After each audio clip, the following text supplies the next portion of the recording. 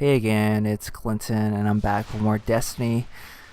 In today's episode, I wanted to talk about using the radar in Destiny's PvP Crucible. And I picked a rather strange day to talk about this. Bungie decided to roll out Inferno mode for the second time this week. And for those who don't know, Inferno mode is playing PvP without the use of radar. They take away the radar and they change a couple things, and it's essentially more of a hardcore mode.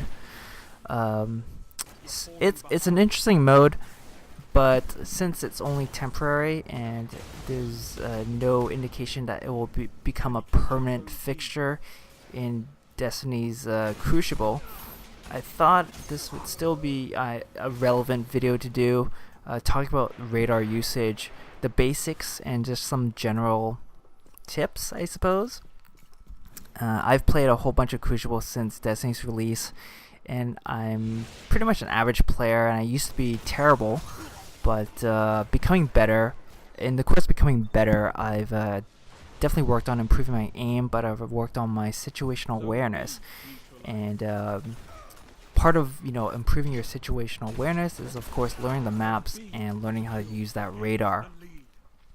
So let's kind of get into it. The radar is located in the top left corner of your screen. It's part of the HUD. It's circular. It's a dial, and there are three main attributes that you want to take note of. There's orientation of objects in the radar. There's the distance, and then there's elevation. Orientation is really obvious. Things that are at the top of the radar are going to be in front of you. Things that are at the bottom are going to be behind you. Then you have left and right and everything in between. Now, when it comes to range, this is definitely one of the more important aspects. If we look at the gameplay here, no one's showing up right now, but there are basically three general ranges. There's the outer rim.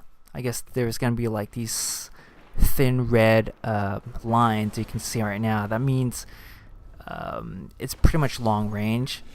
If there was nothing else blocking you, you would be able to see an enemy, but they would be so downrange that you'd probably be wanting to use something like a scout rifle or a sniper rifle to hit them.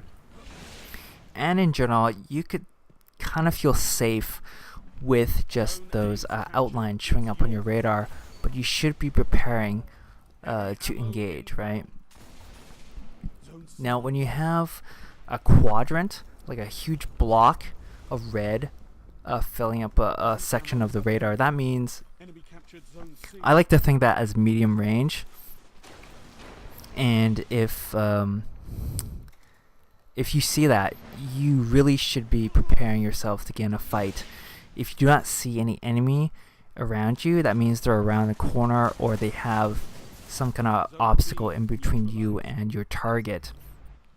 So definitely be prepared to fight when you see a quadrant filled with red on the radar. And the final range, which you've probably already seen in this gameplay so far, is the center dot. And when you have the flashing red dot like you see there, that essentially means melee and shotgun range.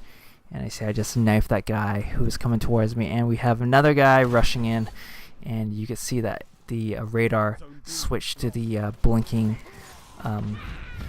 red circle in the center. Something to keep a note: if you are just going along on the map and you see that flashing red dot and you do not see anyone in your field of view, you really should do some evasive maneuvers ASAP, right? Because that means someone's sneaking up on you from behind, and you need to maybe do a double jump, do a quick spin around, pull out your shotgun, get your finger ready to do a melee, because that's pretty much danger zone. And not being able to see someone when that's flashing means you're at a disadvantage, probably. So definitely something to keep in mind. There's actually a fourth thing I think it's worth mentioning when it comes to radar awareness, and is that you can take yourself off the radar for a limited amount of time. And the most common way this happens is if you crouch, and if you let's see, if you basically if you crouch, you can take yourself off the radar for about 5 seconds at a time. So every 5 seconds, the radar will basically update your position, even if you're crouching. But if you're not crouching, you're pretty much being tracked constantly, whether you're walking, sprinting, shooting, jumping, any sort of action. I think even standing still, you'll be basically registered on someone's radar. Right, so crouching is an interesting tactic to use that actually is surprisingly effective. You know, if you're holding a zone in control, or if you've just been in a firefight and you're trying to recover health, right, you want to maybe take yourself off the radar for those precious, 3 to 5 seconds in order to sort of recover, reset. Gives you time to, reload weapons like heavy machine guns and shotguns, things that are a little bit slower on the reload. Crouching can be a total lifesaver. If you're trying to run away from someone and you've kind of given yourself some distance, you can duck around a corner and you can crouch. And you'd be surprised how many people will just kind of sprint blindly around a corner giving chase. You don't see anything on their radar anymore for those few seconds, so they kind of get lulled into a false sense of security, thinking that, oh, well, I guess I could just keep heading in the direction where I was chasing this enemy and they don't show up on the radar, so it must be safe. I know it's kind of counterintuitive. I make the same mistake as well, so it works. That's all I can say. It will not work against really high level and savvy players, but it's something to keep in mind. So I pretty much covered. Oh, I haven't covered everything. Silly me. There's the stuff about elevation. Yes, that is super important. I think that's the hardest thing to master when it comes to radar usage, is the elevation. So you're thinking, well, this radar is just on a two-dimensional plane. It's not like a 3D mapping of your surroundings. It's just a 2D circle. Well, it can also represent elevation, and how it does that is the red. If you see the red on the radar and it's a faint red, that means there's an elevation difference between you and that target. It doesn't really give any more information than that, so you have to fill in the rest of the details with your own map knowledge and what you see in front of you, right? So if you're near area with some steps and then you see the faint red indicators on your radar, then yes, that's how you know that, okay, someone's going to be coming around the corner. They're at the top of the steps because I'm at the bottom of the steps. Stuff like that. And you're going to just learn to pick up on this stuff as you learn the maps. Because without the map knowledge, you kind of lose the context of what the radar is telling you. And yeah, man, I can't tell you how long it's taken me to really take advantage of that information of the elevation changes, because it's actually taken me a fair amount of time to get really comfortable on all of these Crucible maps, even the core set of maps that came with the Destiny based game.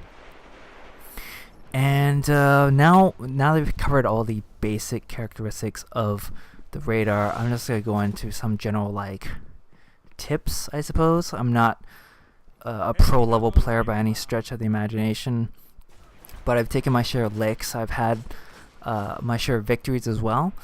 And I will just say this one thing. I used to play a lot of Call of Duty. I was never really that great at Call of Duty either. But one of my bad habits, and I'm sure I'm not the only one out there, is that I would just sprint everywhere.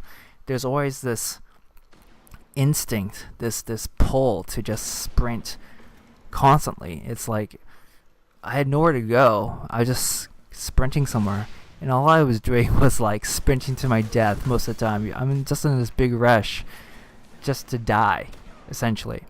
And the same thing applies to Destiny. I mean, you can sprint in this game, and even with certain builds, especially playing the Hunter, you can sprint really damn quickly.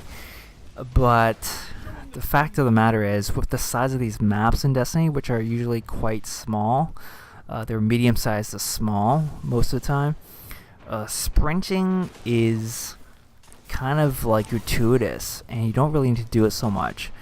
And I found that if I slow things down like I have in this match, I made a concerted effort to pay attention to the radar and to not sprint as much, and I actually felt a lot better. I felt more in control.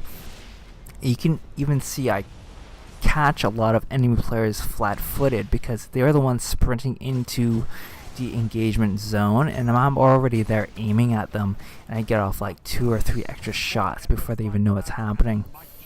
So, big general tip, don't sprint, use the radar. As soon as you see some red on your radar, stop or just start walking and aim, and then you'll score a lot more kills.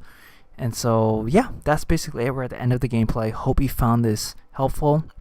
I'll try and do a follow-up video with more sort of Crucible tips if there's a need for it.